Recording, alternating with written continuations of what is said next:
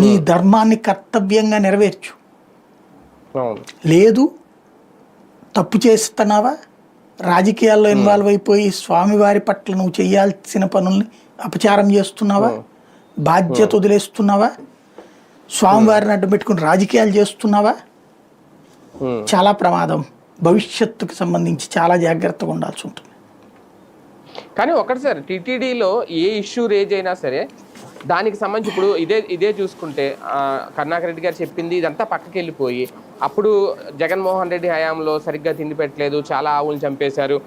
ఆయన పేరు ఏం పేరు అప్పట్లో డైరెక్టర్ హరినాథ్ రెడ్డి అంట, ఆయనే మొత్తం అంతా అక్రమాలకు పాల్పడ్డారు.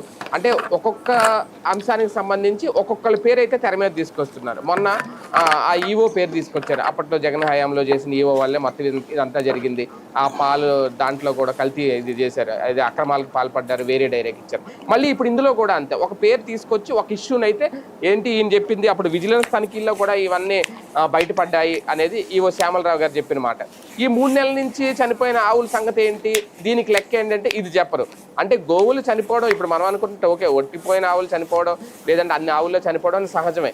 కానీ అప్పుడు లెక్కలు చూపించినప్పుడు మరి అప్పుడు సహజమే అవుతాయి కదా.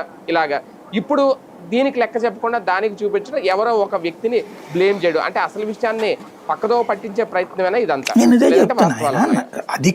అధికారికంగా సమాధానం చెప్పడం